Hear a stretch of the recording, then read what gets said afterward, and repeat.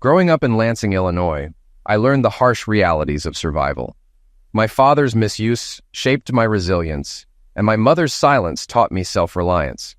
By my teenage years, I had become adept at navigating the rough streets of Chicago's South Side, where ambition and guile often determined who succeeded and who failed. While others clung to hope in traditional avenues, I found opportunities in unconventional ventures, some less than legal. This gritty upbringing forged the mindset I'd need for the battles ahead. Years later, I poured my tenacity into legitimate enterprises, real estate vending services, and a coin exchange business spanning the region. Though my operations flourished, my personal life faltered. Marrying Lillian seemed like a dream initially, but as her ambitions clashed with my simpler desires, our bond unraveled. Her escalating betrayals and my refusal to accept defeat sowed the seeds for a storm that neither of us could escape. The court ruled against me in almost every way possible. I was ordered to provide $2,000 a month in alimony, $1,000 in child support, and cover the mortgage and health insurance until my daughter, Regina, reached adulthood, or longer if she pursued higher education. The total burden exceeded $6,500 monthly. My ex-wife, Lily, whose affairs with her firm's lawyers were no secret, had managed to manipulate the system to bleed me dry. I'm Kurt D'Angelo. My ex-wife is Lillian, and our daughter, Regina, is my pride and joy. Daddy's little girl, without a doubt. I took her to fun places when I could. She even told the judge she wanted to live with me, but he ignored her. The whole process was a farce. Lily had a job and didn't need my financial support on top of the mortgage and other payments. I felt cheated, and I suspect the judge was biased. I didn't take it lying down. I started planning my revenge. I can be vindictive when wronged, a trait honed growing up in Lansing, Illinois on Chicago's South Side. People there know how to settle scores. Some call me an entrepreneur. I just see opportunities and seize them. Admittedly, not all my early ventures were legal. Now I own rental properties, vending machines, and a coin-changing business similar to Coinstar, which operates across Chicagoland and northern Indiana. That business gave me an idea for how to pay Lily, entirely in coins. Let her haul them to the bank. Lily worked part-time after Regina started school, then became a paralegal. She climbed the ranks quickly, helped by her looks, I suspect. At the time, I supported her career, clueless about the reality. As she advanced, her attitude changed. She wanted a fancier lifestyle, pressuring me to move to an upscale neighborhood. Reluctantly, I agreed, though I kept our Oak Forest house as a rental property. We bought a $900,000 house in Wilmette, which she filled with expensive furniture. I never felt at home there. It marked the beginning of our downfall. I preferred a modest life, while she wanted to flaunt her success. After our divorce, I decided to follow the court's orders exactly, but on my terms. Regina's child support went into an account just for her. She had excellent health insurance, but Lily only got catastrophic coverage with a high deductible. When the first spousal support payment was due, I arranged for an armored truck to deliver it, all in coins. When Lily answered the door with one of her lawyer friends, the drivers unloaded bag after bag of change onto her marble floor. Neighbors gathered, curious about the commotion. I stood across the street filming as Lily screamed at me. I waved and shouted, "Enjoy your money, strumpet," before driving off. On Tuesday, a man approached me and asked, "Are you Kurt D'Angelo?" I ignored him. He repeated the question louder, then snapped a picture of me holding a subpoena. When I didn't take it, he threw it on the ground, said, "You've been served," and left. After making sure he was gone, I picked it up. I had court the following Wednesday, a week to prepare. I spent the week making calls, setting appointments, and planning. I also took my daughter, Regina, to lunch. She was furious with her mother, calling her a terrible person. Regina told me she wanted to live with me again, but her mother wouldn't agree. I told her I'd fight in court, even if it landed me in jail. She begged me not to get violent.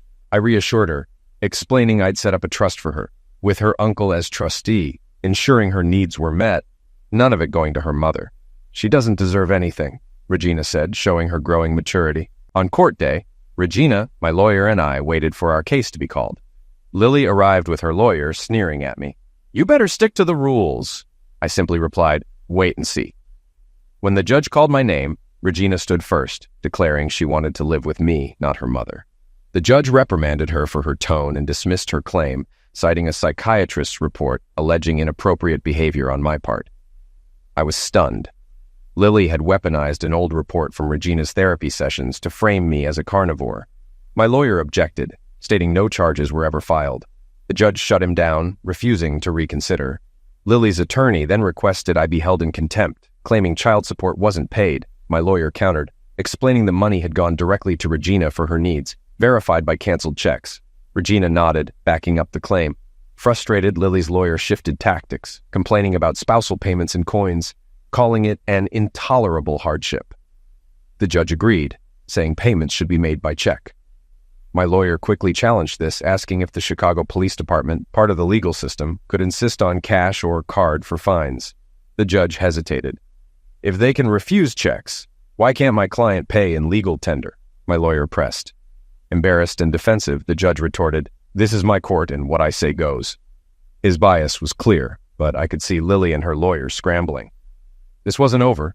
My vindictive side was just getting started. I'd had enough. Rising from my seat, I glared at the judge. "You're the law?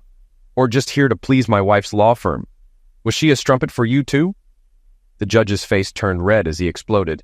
"Mr. D'Angelo, you're in contempt of court. 6 months in Cook County Jail unless you apologize and comply with my conditions." I shot back without hesitation. "Who are you, king of this kangaroo court?" The judge, visibly shocked, barked an order to the bailiff. "Take him into custody." As the bailiff led me away, I turned to Lily, my estranged wife, and sneered, "Good luck getting your money, witch."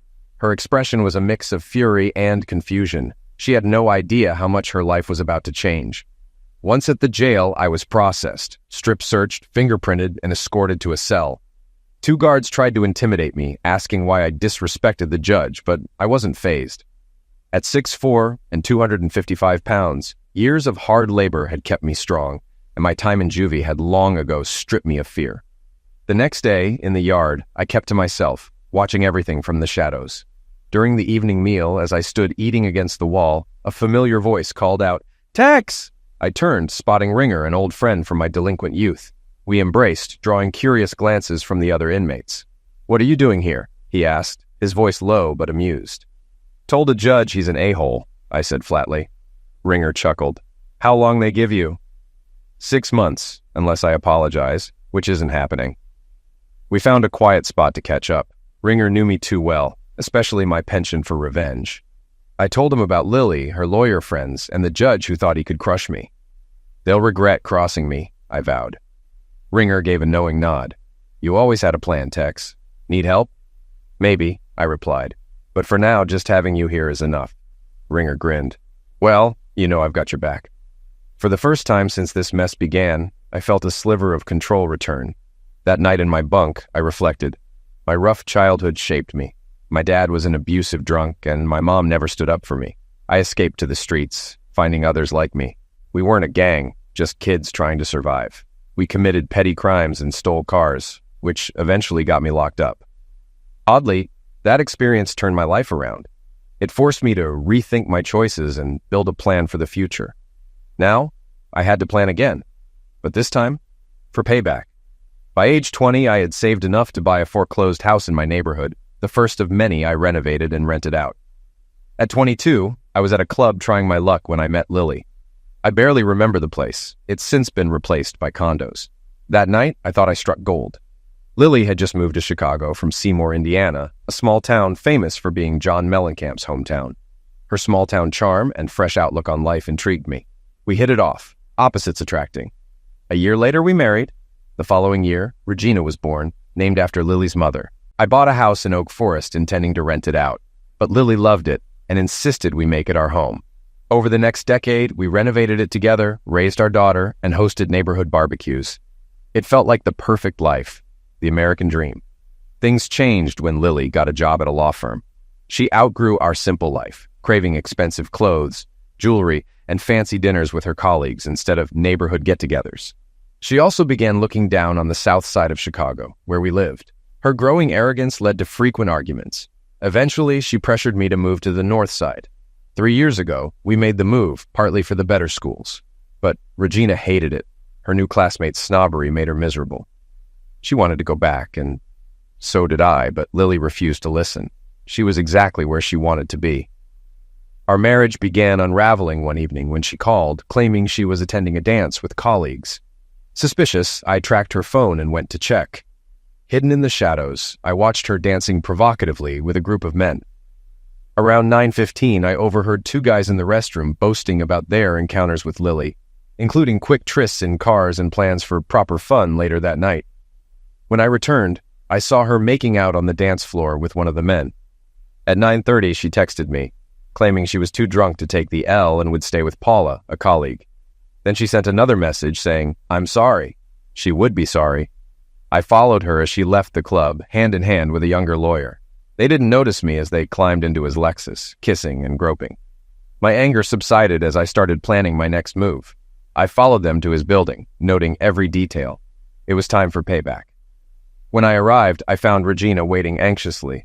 I looked her in the eyes and said firmly, "We're leaving for good. Pack everything you want to take with you." She hesitated for a moment, then asked quietly, "What about Mom?" "There are other guys taking care of her now," I replied, my voice cold but resolute. Regina's expression shifted. She understood immediately. Without another word, we worked quickly. In 3 hours, the truck was loaded and we left, heading to my vacant house in Oak Forest. The next morning, my phone rang. It was Lily. "Kurt, what's going on? Where are you?" she demanded. "Home," I said bluntly. "Why?" she pressed, though her tone betrayed that she already knew the answer. "I don't know you anymore, Lily, and I don't want to," I replied, my voice flat with finality. Her voice trembled slightly. "Where's Regina?" "She's with me," I said firmly. "She doesn't want to live with you anymore." Lily tried to argue, saying I couldn't just walk away. "No, Lily, but your fun with other men is reason enough to leave. Expect divorce papers next week." Her response was venomous. "You Southsider piece of crap, my firm will destroy you." "Maybe," I said, "but you haven't seen my full wrath yet." Over 6 months, Lily never tried to reconcile. She openly bragged about dating lawyers, and Regina told me Lily was out late almost every night, bad-mouthing me and pushing Regina to find a rich husband someday. Regina defended me, saying she wanted to return to Oak Forest. Now, lying in jail, I imagined Lily thought she'd won. But I knew she'd struggle to manage the mortgage, health insurance, and spousal support without me. Jail wasn't breaking me. It was giving me time to plan. On Thursday, 2 guards summoned me to a video room. I protested, asking for my lawyer, but they shoved me inside, saying, "You're not meeting the judge. You're being sentenced." When I resisted, they locked the door, leaving me to yell in frustration. Minutes later, they let 6 inmates in. I knew their intent and prepared to fight. "You'll regret this," I warned. One lunged and I broke his nose. Then the rest attacked. I fought hard, punching, kicking, and pinning some against the wall, but a larger man got me in a chokehold. I swung until I blacked out. I woke in the infirmary, battered and in pain, knowing what had happened. The nurse approached, her face calm but firm. "I'm here to help you," she said. "You can accept it or suffer." Her honesty softened me. I nodded and managed, "Thank you." She brought me breakfast and freed one hand so I could eat. "Can I ask a favor?" I said cautiously. "That depends," she replied. "My friend Randall Turner, can I see him?" "We'll see," she said, leaving it vague. Later, Ringer visited. Seeing my condition, he muttered, "Oh, crap." I described the 6 inmates and 2 guards responsible. "I need their full names, not nicknames," I said. Ringer hesitated. "What are you planning?" "An eye for an eye," I said, but with a twist. Ringer saw the look in my eyes and understood what it meant. This wouldn't end well for certain people. "I'll get the info you need," he said. "What else?" "That's it. I'll handle the rest."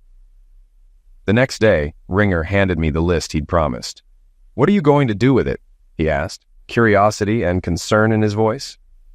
"The less you know, the better," I replied firmly, pocketing the paper. Sunday brought an unexpected visit. Lily and Regina. Lily wasted no time breaking the tension. "So, how's life with your new cellmates?" she sneered, her tone dripping with mockery. I scowled. "What do you want?" "Regina insisted on coming," she said with a shrug before smirking. "Ready to apologize yet?" "Not a chance," I snapped. "And stop spreading lies about me and Regina. You know they're not true." Her eyes gleamed with malice. "How do I know that? She's unusually attached to you." I stared at her in disgust. "You're disgusting. Go back to your boyfriends and leave me alone." With a smug smile, Lily turned and left. But I caught the look on Regina's face, anger and heartbreak simmering just below the surface. Once Lily was gone, Regina rushed into the room and burst into tears when she saw me. "Don't cry, sweetheart. It looks worse than it is," I said gently, trying to reassure her.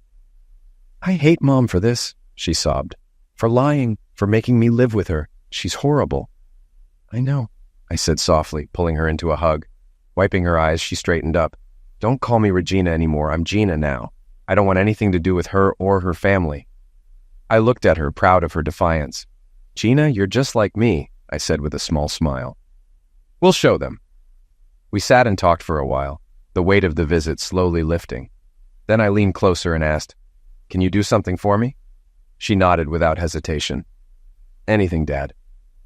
I handed her the list Ringer gave me. She tucked it into her bra. "Give this to Uncle Ken and tell him to visit me." Ken, my younger brother, had always been the brains of the family. While I protected him from our abusive father growing up, he buried himself in computers and became an expert. That divide made us a formidable team in our own way. After sharing some final words, Gina hugged me tightly before walking out, deliberately ignoring Lily. As she left, Lily called after her, muttering, "Stubborn girl," before following her out the door. On Tuesday, Ken came to visit. His eyes widened in shock at my bruises and battered state. "Looks better than Friday," I joked, flashing a crooked grin. He smiled faintly, then glanced around to make sure no one was listening. Switching to the secret language we'd used as kids, he said, "Gina gave me a list. What do you need?" I leaned forward and said evenly, "Addresses of their wives or girlfriends." Ken let out a low whistle. "Oh, crap. Just get the info and pass it to Gummy. Tell him to come see me, but without the list." Gummy was an old friend from the neighborhood, someone I trusted with certain tasks. Ken nodded, though his expression was uneasy. "I'll take care of it. Anything else?" "Just visit when you can," I said. "I could use a friendly face." Ken frowned. "Won't you be out soon?" "Not unless I apologize," I replied firmly. "And you know I won't." "You've always been stubborn," he said. "Kept you safe from Dad, didn't it?" I replied. He smiled, knowing I was right. "I'll check in soon," he promised. Back in my cell, Ringer warned me. Things are about to get rough, but they don't know why yet. The guards and the 6 inmates who attacked me made their threat clear with their glares, but they had no idea they'd soon pay the price. Gummy visited and asked, "Ken gave me this. What's the plan?" "Did Ken tell you what they did to me?" I asked. He nodded. "Return the favor, hit their loved ones. No DNA evidence. Use Steely Dan or his flexible cousins," I said. He understood. "Do it all at the same time and make sure they hear, 'Don't mess with Texas.'" "I'll get my guys," he said, leaving with determination. A week later, I noticed 2 guards were missing and one of the 6 inmates seemed distraught.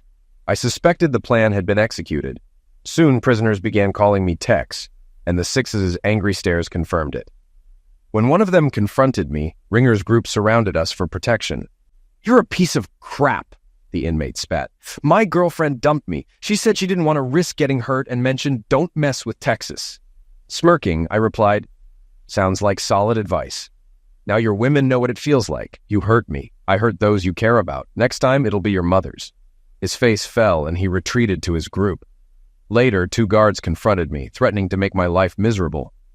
"Then I guess your wives better get used to new attention," I said coldly. One guard snapped and started knocking me in front of the others. I didn't fight back. After a few minutes, another guard pulled him away, but not before prisoners and cameras witnessed it all. I was taken to the infirmary where Beth, the nurse, greeted me. "So, trouble again?" she asked. "I didn't fight, he just started striking me," I explained. "There'll be an investigation this time. He'll likely lose his job," she said while bandaging me. "One less corrupt guard," I muttered. "Guards are here to protect you, whether you believe it or not," she countered. "Well, they failed last time. He let it happen," I replied. She kept me overnight for observation. Meanwhile, the suspended guard's partner glared at me but said nothing. I could tell he'd gotten the message. Don't mess with Texas. Weeks passed, and Gina hadn't visited. Ken finally came with news. Lily was refusing to bring her. That enraged me even more.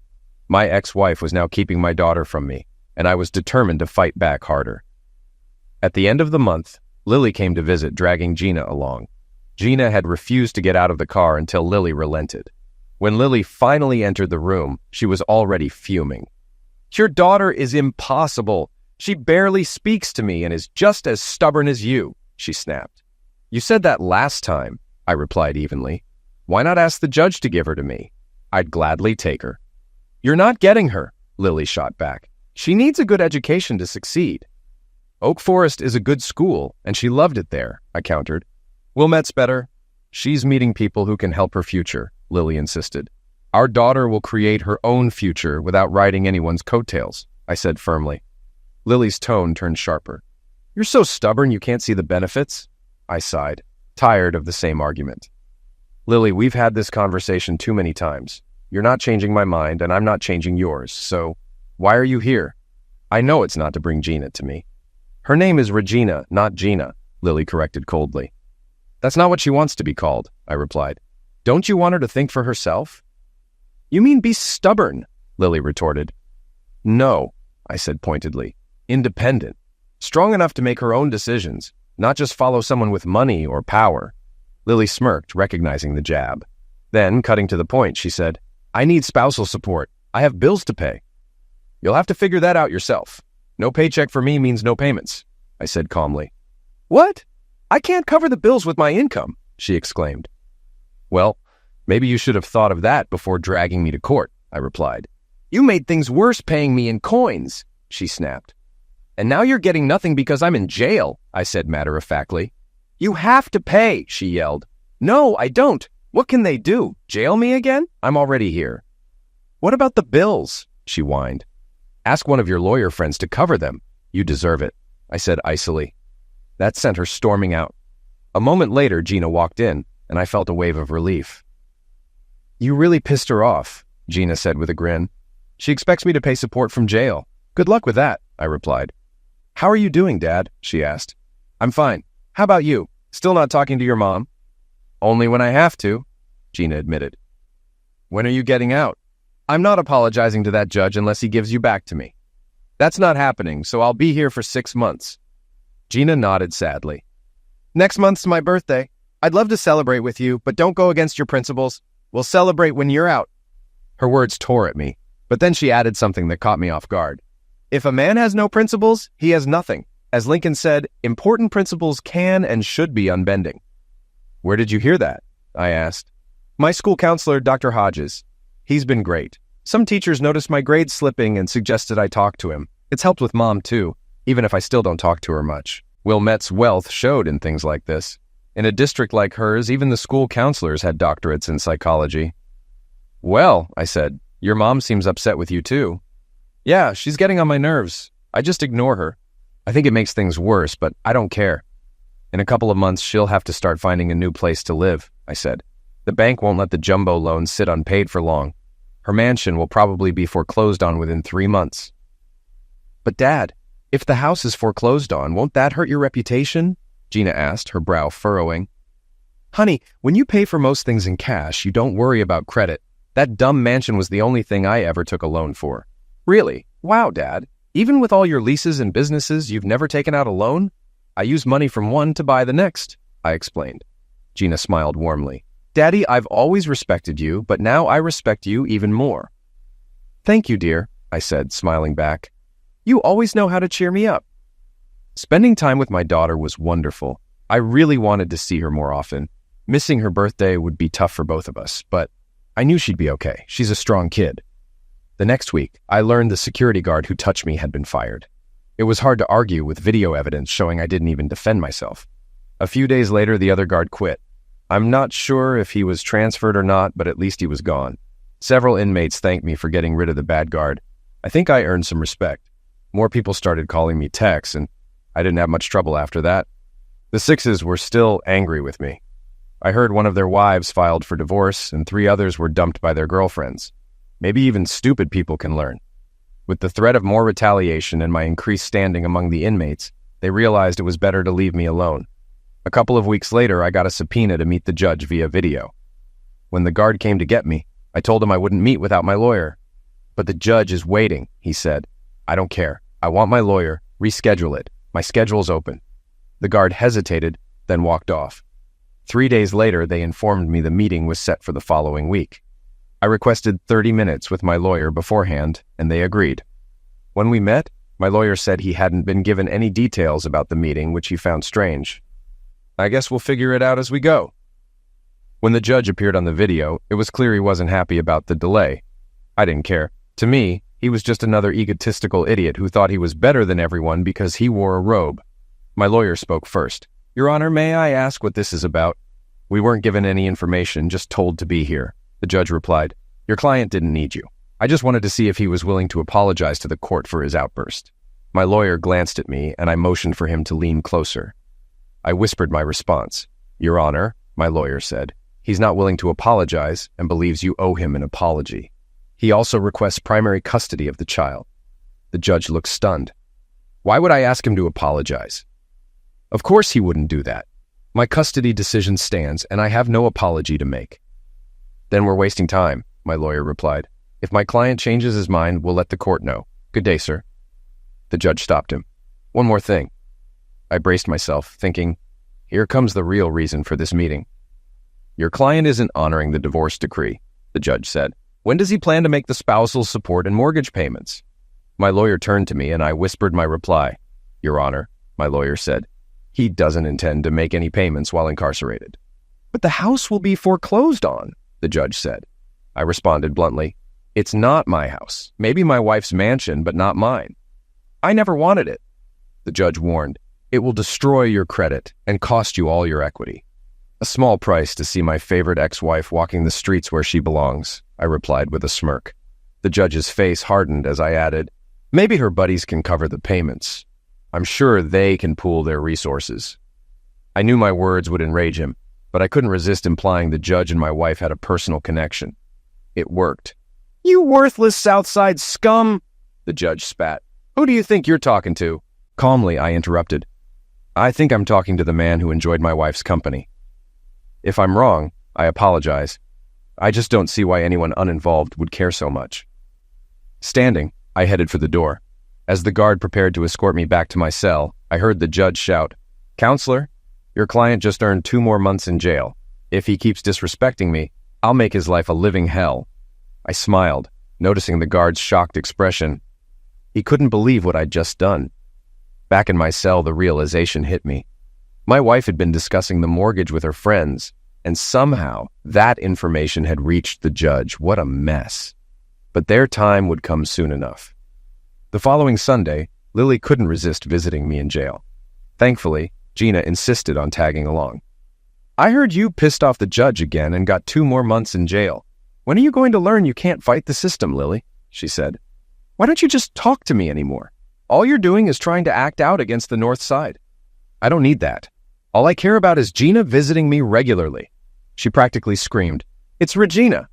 I turned away and stayed silent as Lily continued yelling. Eventually, she stormed out, slamming the door behind her. Moments later, Gina walked in, her face glowing with a big smile. "Why are you so happy?" I asked, raising an eyebrow. "Because I'm going to see my daddy," she said brightly. "That can't be the only reason," I teased, leaning back in my chair. She grinned mischievously. "I have a surprise for you, but I can't tell you about it yet. I need to think it through first. Dad, do you trust me?"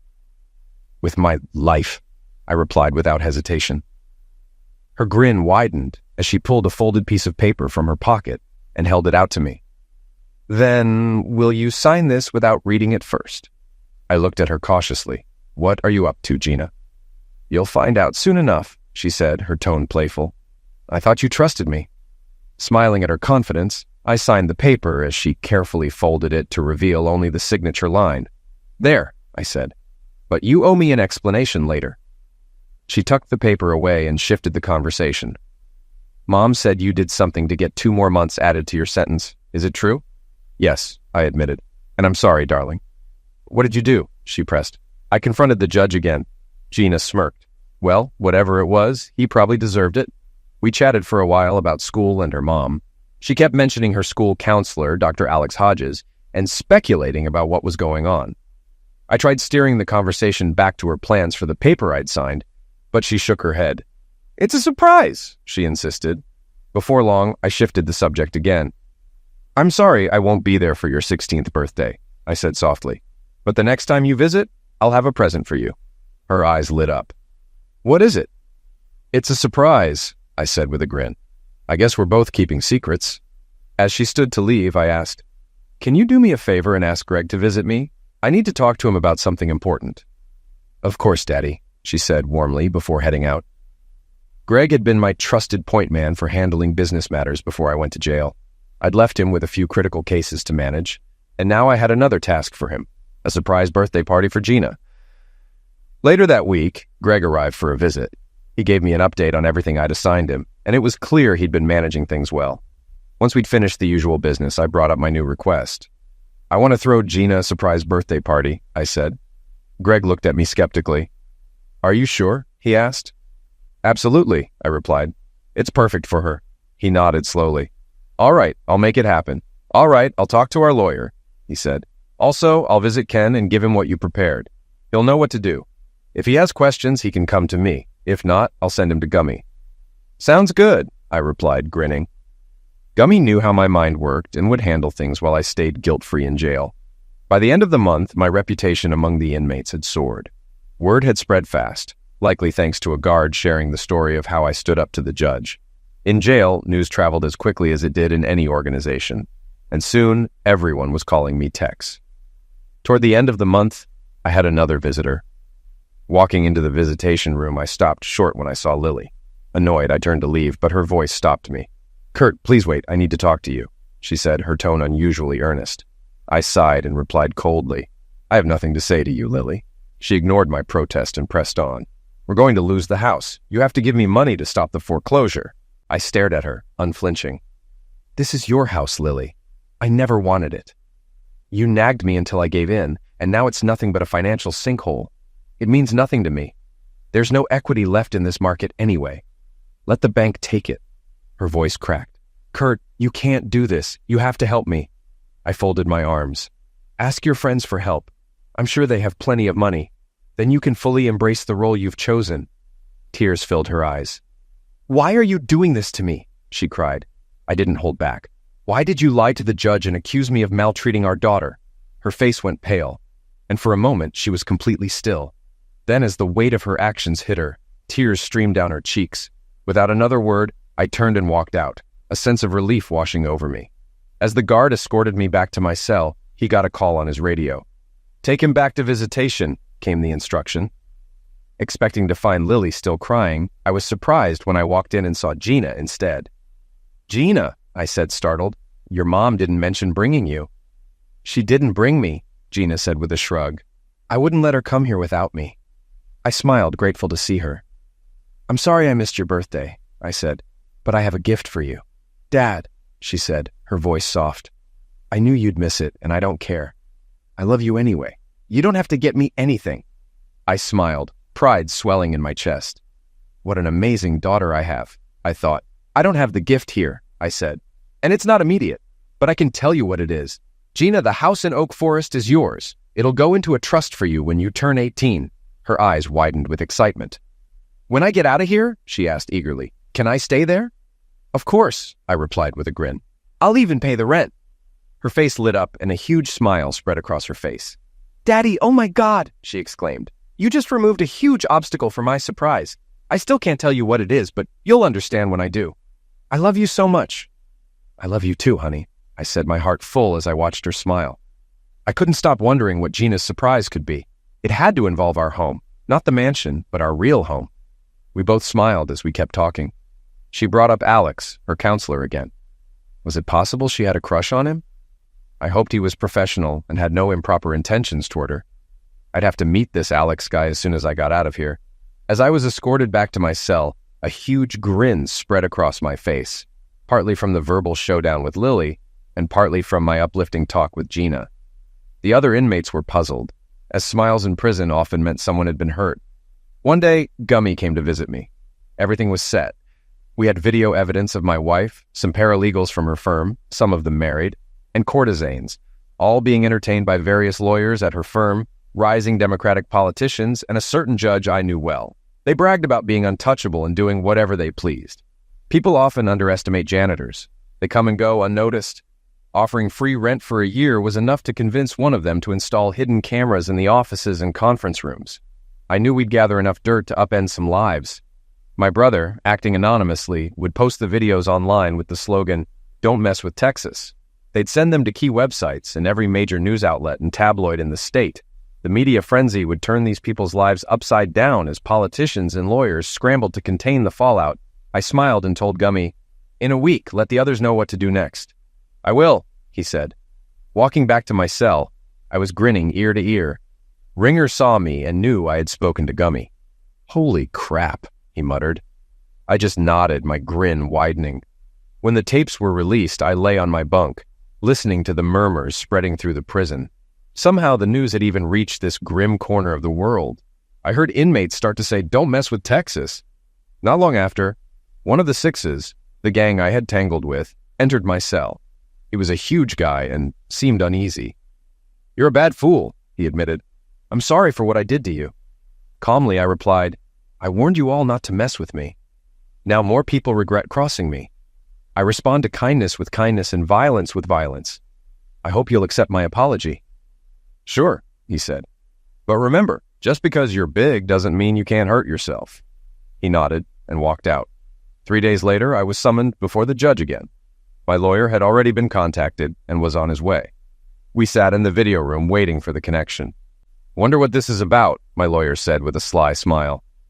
"Time will tell," I replied, matching his smirk. When the judge appeared on screen, his eyes burned with rage. "You did it!" he shouted. "Did what?" I asked, keeping my voice steady. "You're Tex, aren't you?" he bellowed. "Some people call me that," I said evenly. "You're going to pay for this," he yelled. "I've been in jail for 4 months. How could I have done anything?" I replied, unfazed. "You have friends." "We all have friends, Your Honor," I said with a touch of sarcasm. "You're not getting away with this," he spat. "I don't know, Judge. You might be out of a job soon. I hear your wife's divorcing you." "Call off your dogs," he demanded. "Calling my friends dogs? They might not appreciate that. Corner a dog and you might get bitten." "Is that a threat?" he asked. "No, just a saying," I replied. "I'll make your life a living hell. When you leave this filthy prison, you'd better watch your back. One day, someone will make you pay, and I'll be thrilled to see it happen." He abruptly ended the call. I turned to my lawyer. "Did you get that?" "Every word," he said, holding up his phone. "Perfect. The Bar Association will love this. Last I checked, intimidation is a crime in Illinois." A few days later, my wife showed up for another visit. The moment I saw her, my mood soured. "Oh, it's you," I said flatly. "I thought I made it clear I have nothing more to say to you."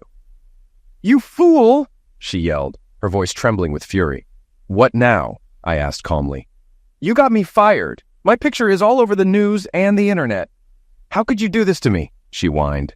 "You did it to yourself," I said coldly. "Do you hate me that much?" she asked, her voice breaking. "Yeah, and your arrogant law buddies who think they're above everyone else," I replied, my words cutting. "When we first met, you were a sweet, small-town girl with a great personality. Now you're just a selfish, uptown witch." "What am I going to do?" she cried. "I don't have a job, and no one will hire me." I leaned forward, locking eyes with her. "Move back to Seymour and stay with your folks," I suggested. "I can't," she said. The local paper ran a headline, "Local Girl at Center of Chicago Scandal." "My parents are retiring early and moving to Florida to avoid the gossip."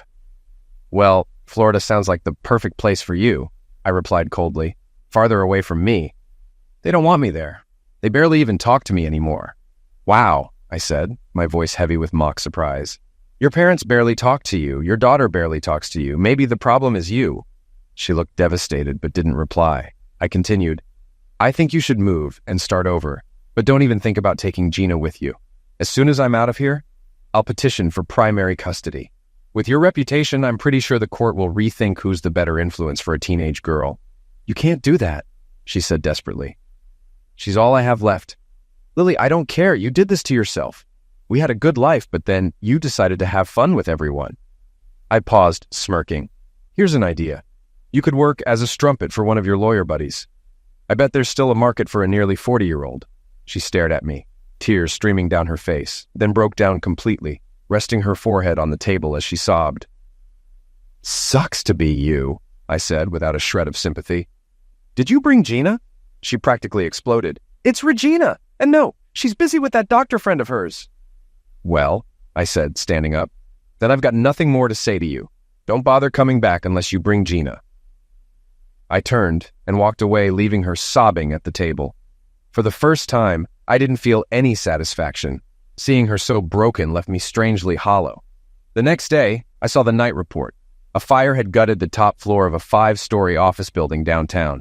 Thanks to the sprinkler system, the lower floors were spared, but the damage above was total. I just smiled. The following day, Ken told me that the law firm's external server had crashed, wiping out all their data. Again, I smiled. A couple of weeks later, Gina came to visit. She must have convinced her mom to bring her, but as soon as she walked into the room, I noticed the biggest smile I'd ever seen on her face. "Gina," I said, my mood instantly lifting. "You look so happy. What's going on?" "I finally finished my surprise for you," she exclaimed, her excitement bubbling over. "You'll never guess what it is." I chuckled. "Well, based on our last conversation, it's something to do with the Oak Forest house. Don't tell me you and your mom moved there. She'd live anywhere but there." "You're half right," she teased, her grin growing wider. I frowned slightly, trying to piece it together. "What do you mean?" "Mom's being evicted from the Wilmette house," she explained, "and I'm moving into the Oak Forest house." I blinked, taken aback. "How can you do that? The court gave her primary custody until you're of age." Gina's eyes sparkled with pride. "I'm legally an adult now." I stared at her, completely stunned. "Wait, what?" She grinned triumphantly. "I got emancipated. That's what Alex and I have been working on for the past 2 months. Once you put the house in trust, everything fell into place. I needed a stable place to live, and our old neighborhood is perfect for me." "So, let me get this straight," I said, still processing. "You're officially an adult now?" "Exactly," she said. "When things got rough at school, mostly because of issues at home, Dr. Hodges helped me work through it. Now, once you're out of here, you can come home. I'm excited to go back to high school in Oak Forest. I've already reconnected with old friends, and they can't wait for summer to end so school can start."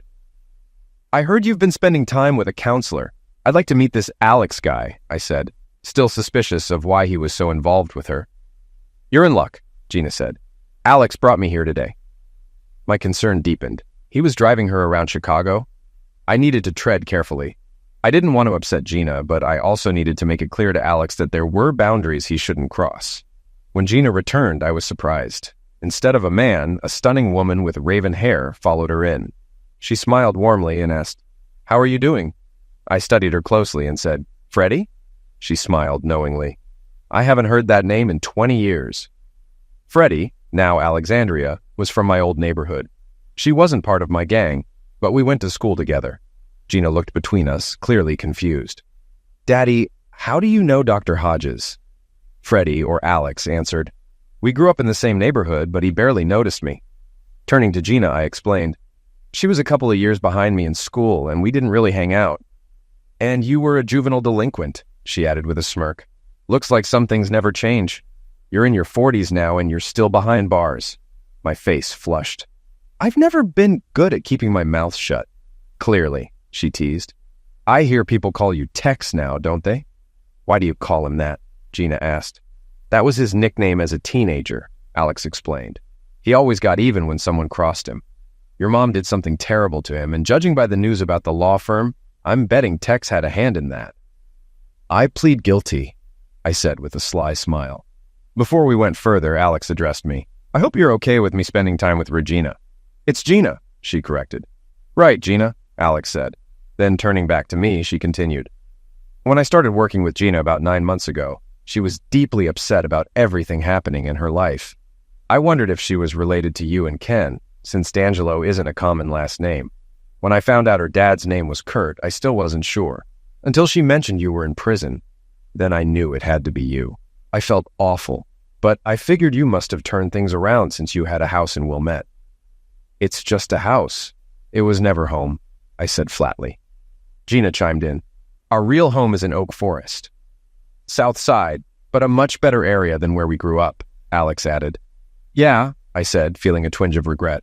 "If we'd stayed there, maybe things would have turned out differently." We all paused, lost in thought, before continuing the conversation.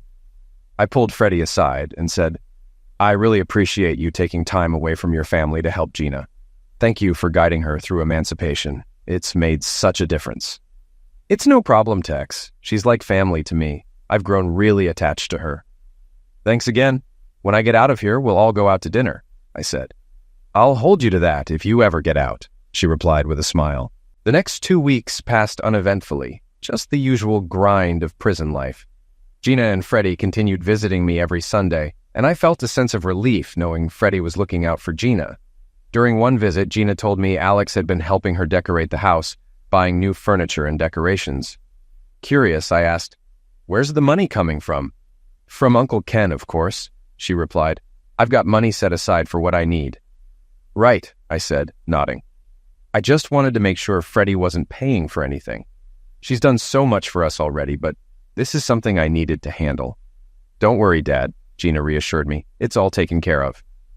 "I just hope it's not all girly stuff in there," I teased. "I'd like to feel at home too," she laughed. "Don't worry, your man cave is still a man cave." She was referring to the basement, which I had renovated into my personal retreat. Living in a house with two women had sometimes made me crave a private space, and that basement had been my sanctuary. After they left, I lay in my cell reflecting on how much Gina had grown. She was an adult now, taking control of her life. Soon she'd be off to college, and who knows where life would take her. I thought about what my life would look like after her departure, how I'd manage being alone, and whether I'd meet someone who appreciated life's simple pleasures. The following Monday, I had another visitor, Lily. The moment I saw her, I turned to leave. "Kurt, wait!" she called after me.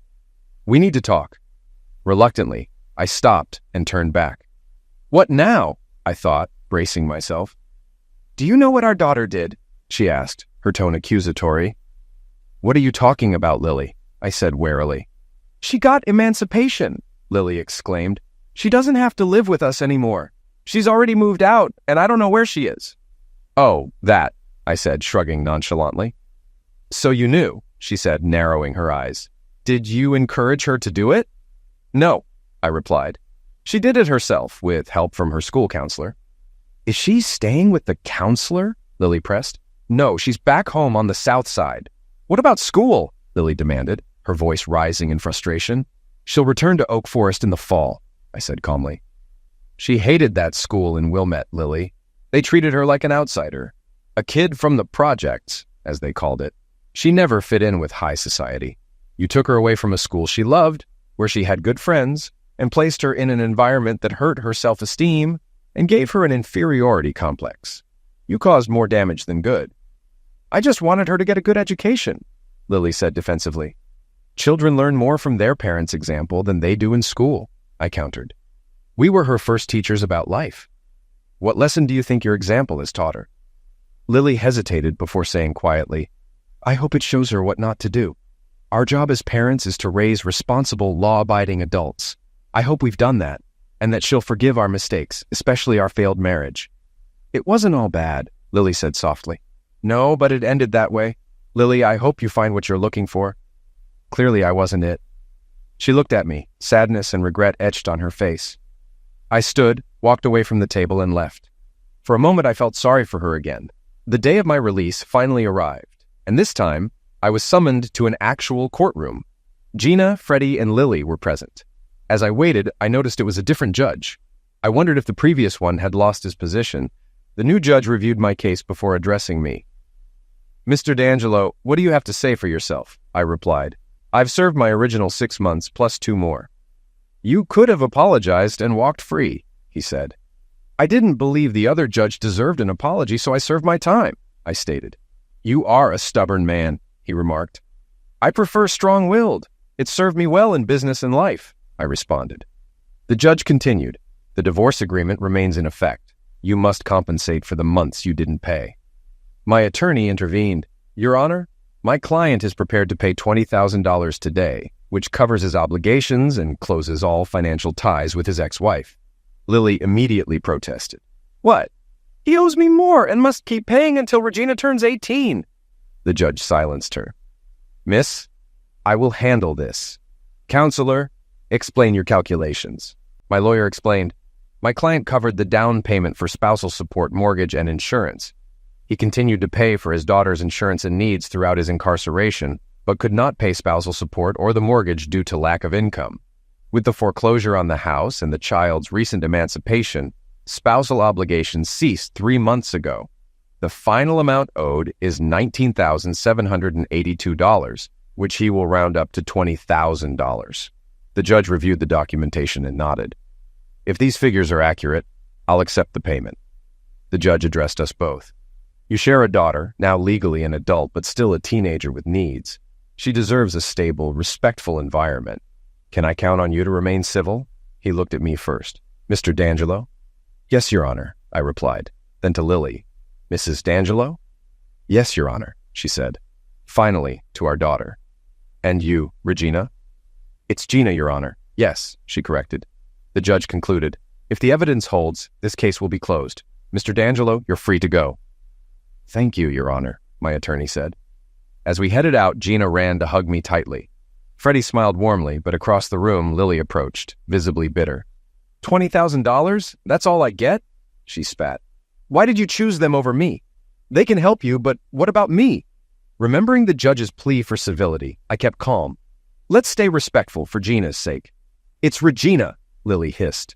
Our daughter, I corrected. Fine, she snapped. But I have no job, no home. What now? You can get another job, I said. For housing, I'll let you stay in one of my apartments, rent-free for 6 months to help you get back on your feet. Move back to the south side? She sneered. It's free rent, I said. Take it or leave it. She huffed and walked away. I turned to Gina and Freddie. Ready to go? Of course, they replied in unison. Freddie, I owe you a nice dinner, I said. How about RPM Italian? I booked it as soon as I got my release date. Lily's face twisted. RPM had been our place. Ignoring her, I added, the reservation's for 6:30. Want to take a drive first? I need to feel free again. Turning to Freddie, I asked, could your husband join us? Freddie's expression froze. Gina intervened. Daddy, she doesn't have a husband anymore. I'm sorry, Dr. Hodges. I didn't tell him. Confused, I glanced at Freddie's wedding ring. She explained softly, my husband died in a car accident 5 years ago. I never took off the rings. It feels like letting go of him completely. I'm so sorry. I had no idea, I said. It's okay, she replied, managing a small smile. I'd like to join you tonight. Dinner was amazing. Real clothes, good food, and freedom. As we left, I turned to Freddie. When you're ready, could I take you on a real date? No rush, just when it feels right. Freddie smiled. I'd like that. Gina grinned. Daddy, she's stuck with us. Freddie laughed. Wouldn't have it any other way. Later, when we arrived home, I was overwhelmed. The house was refreshed and welcoming. I broke down, tears streaming as Freddie whispered, welcome home. She removed her wedding rings, and we embraced. In the end, Gina gained a new mother figure and later twin siblings named Frederick and Alexis in Freddie's honor. Lily remarried a wealthy attorney who gave her the status she craved, but not the happiness. As for me, I finally found peace.